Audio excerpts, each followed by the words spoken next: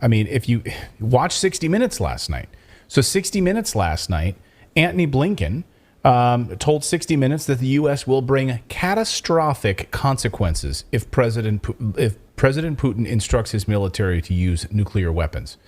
Secretary of State Antony Blinken said that Putin has already lost in terms of what he was trying to achieve. He's lost the war. Like, I don't know if he's smoking crack. I don't know what he's hanging out with Hunter Biden. What is he talking about? Given his objective was to erase Ukraine's identity as an independent country. No, I don't think that was ever.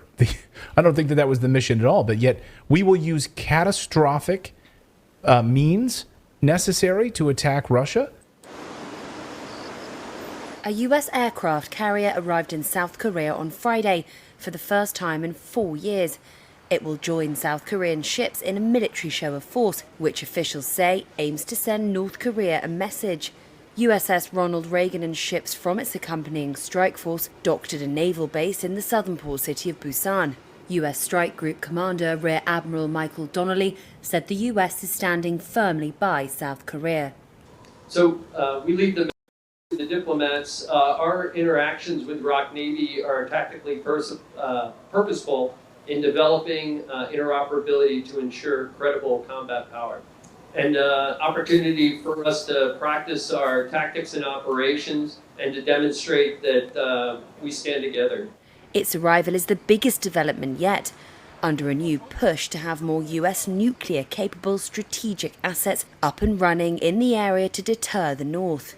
South Korean President Yoon Suk-yeol wants more joint military exercises as a warning to Kim Jong-un after North Korea conducted a record number of missile tests this year.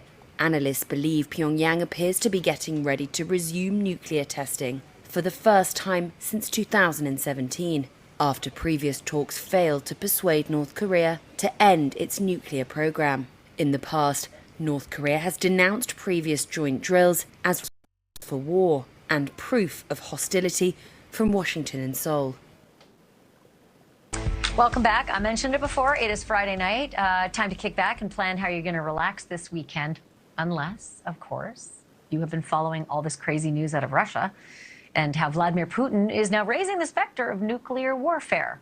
So tonight I have a story about how to weather a nuclear storm in style, like if you have a lot of money. And when I say that, I mean boatloads of money. Feast your eyes on the bunkers of the billionaires. These are really, truly underground palaces that have been built to withstand an attack from a nuclear warhead 100 times more powerful than the one dropped on Nagasaki. Oh. It might not be such a crazy prospect that billionaires around the world have decided that it is time to plan for Plan B. They've been shelling out hundreds of millions of dollars for exquisite underground cribs. These bunkers would let them live throughout the nuclear fallout, the firestorms, and the toxic smoke that would most undoubtedly incinerate and poison the rest of us into oblivion. Inside the bunkers, a supply of food for 5 years. This is the book of Revelation, chapter 6, verse 13, and it reads, "And the stars of heaven fell unto the earth, even as a fig tree casteth her untimely figs, when she is shaken of a mighty wind. Kalalayam, Alahayanawa, Yahweh, Bahashem, Yahushai, Bahashem, Rakah, Kodash." Double honors to the apostles and elders of Great Millstone, who teach well and rule well, who taught me this truth.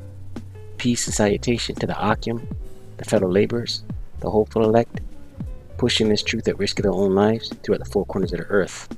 To the Ak with listening and learning in sincerity and in truth, and in silence, Shalom. It's your brother Shema from the Pillars of Benjamin Camp, here in Toronto with another lesson. Right? All power, all glory to Yahweh Bashem Yahushai. Yahweh being the name of the Father, who the world every calls God. Yahweh meaning He exists. Bahashem in the name. Yahushai being the name of the Son, who the world everybody calls Jesus Christ. Yahushai meaning He delivers, He saves. Right? We'll get right into it. We saw those news clips right there, man. You know? And all moving in the direction of prophecy, man. Revelation 6, verse 13. And it reads, "And the stars of heaven fell unto the earth, even as a fig tree casteth her untimely figs, right? Stars of heaven falling to the earth as a fig tree. It's the missiles, right? When a fig falls from a tree, it falls in an arcing manner, right? Right? Then missiles are coming in an arc, right? They're going to fly up into the ozone.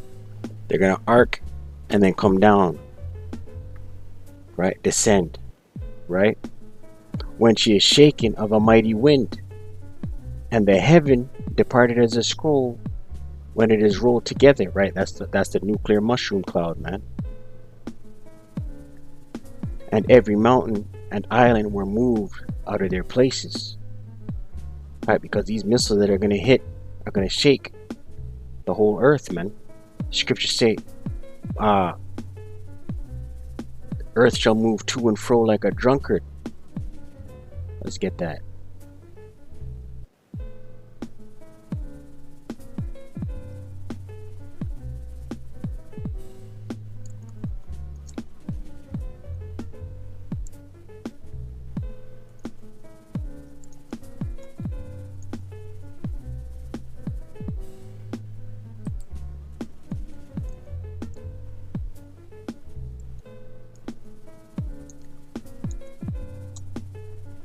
It's in Isaiah 24 verse 20, and it reads, the earth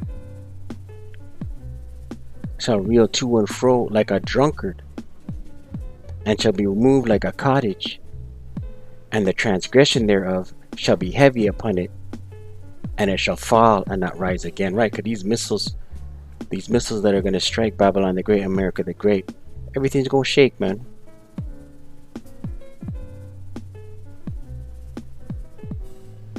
Right? What does it say in Revelation 9?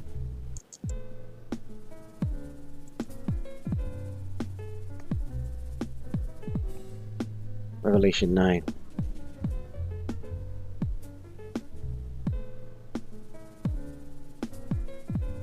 Revelation 9 verse 16. And it reads, and the number of the army of the horsemen, right? These horsemen that John the Revelator saw, these are the missiles, right? They're not literal horsemen, they're missiles, right? You have to remember, these ancient prophets were using the words and descriptions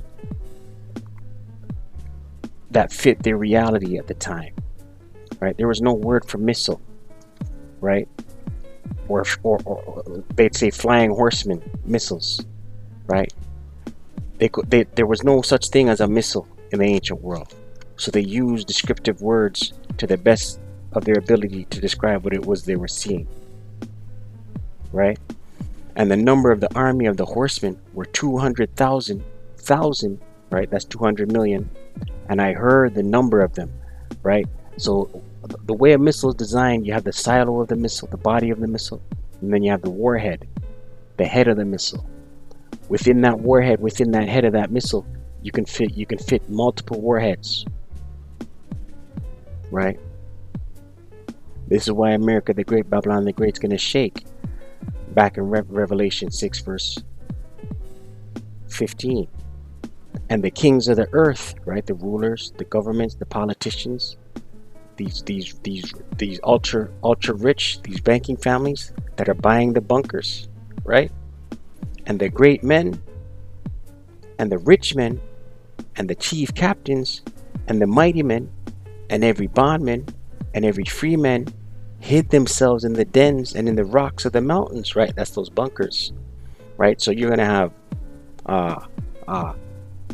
ruling class elites who are the kings, right? Great men who are men of high standing amongst them, right? And the rich men, right? The Bezoses and the Warren Buffetts and the Billy Snakes and the chief captains, they're high-ranking military, and the mighty men, they're mighty men. But I was reading an article that there's people hiring Navy SEALs that are going to guard their these rich are going to have hired Navy SEALs to guard their bunkers, right? And every bondman, right, that's their servants, their help, and every free man hid themselves in the dens and in the rocks of the mountains, these bunkers, man. They think they're going to hide. Verse 16, and said to the mountains and rocks, fall on us, right, hide us. Underground bunkers, bunkers in the mountains, bunkers at the bottom of the sea, bunkers in the space stations.